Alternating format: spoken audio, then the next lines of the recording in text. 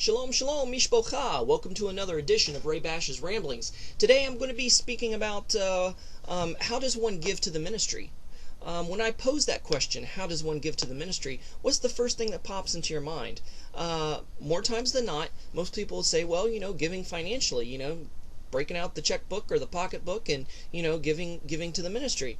And I think that is a sad way to look at giving to the ministry, because by all means, if you are able to do that, then do so, because ministries have travel expenses and power bills and office type bills, getting supplies, just like anybody else does. So if you can give financially, go for it, do it, because especially in such an economy as ours, where recession and depression and stimulus are the buzzwords. More than ever, ministries need monetary support. But I also realize that there are people who have a true desire in their heart to give, but out of a genuine circumstance, they're hard pressed to give anything. They're hard pressed to even keep food on their table or to pay their own bills, let alone pay the bills of the rabbi. So I don't want anybody to feel less than because they can't give. But we live in such a money-driven world, in a money-driven society, that's the first thing that comes to people's minds. And even in Yeshua's day, money was of the utmost importance, and the monetary system trumped any other kind of commerce of that day. Yeshua said in Matthew 22:21, it says, "Render therefore unto Caesars," speaking of the coin, the currency, "render unto Caesars that which is Caesar's, and render unto God's that which is God's." And money was so important that even one of his Talmudim betrayed him for money, maybe in an attempt at luxury or power. Zacchaeus, the wee little tax collector, money was all important to him because he knew it can buy him luxury, and he knew it could buy him power over other people. And so people, money is the first thing that comes to mind. But you know what? I don't want anyone to feel bad if they truly can't give. If Grandma Gladys, who is on a fixed income, who only gets enough money to pay for her groceries and maybe her medical expenses, her medicines that she's on, if she wants to watch my daughter one evening as my wife and I go out on a date to catch dinner and a movie, then yeah, sure, I accept that. Go for it. That's an awesome offering. If Farmer Fred down the road has a desire to give me a dozen eggs, a kosher chicken, and a bushel of corn as his offering to the ministry, then so be it. Because, I know that the farmers are hard pressed. They have a hard time paying their own property taxes, and they're getting gypped at the markets. If Mechanic Mike, who has such a hard time putting food on his own table for his family, wants to offer me free car repairs or mechanic repairs, or Handyman Harry, who's hard pressed to give, and he wants to offer his services, or Secretary Sally, whose hours got cut at work, and she wants to volunteer her time to help out the ministry, then I say, come, please do so. I'll accept any help like that. For those who cannot give financially. But that's great. Not only that, but in such times such as these, I'm also not opposed for the full-time ministry of God to go out and get a job himself. That's not the most desired or likely of circumstances. I don't think it's God's divine will for somebody called to full-time ministry to have to get a job. But if necessity demands it, then by all means go to it. I forget who said it, but it's in the scriptures that somebody who doesn't provide for his family is worse than an infidel.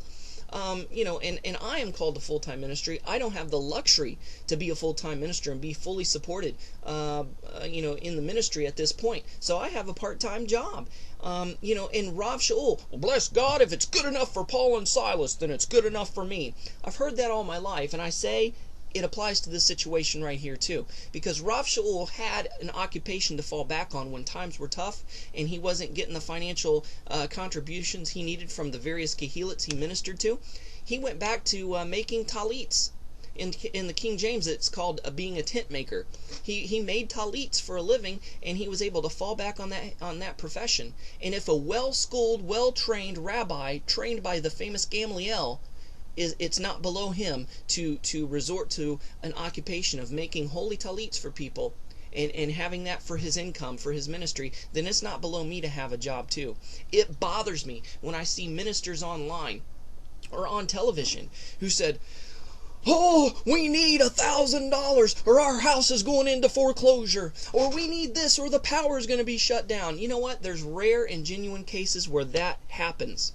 And there's unforeseen circumstances where ministers do need emergency funds right then and there. Okay, I understand that. But when I'm getting these emails on a monthly, weekly basis, then there's something wrong. I think it's a money management problem. It's not a ministry need or a ministry problem. It's a money management problem, and that minister may have to go out and get a job.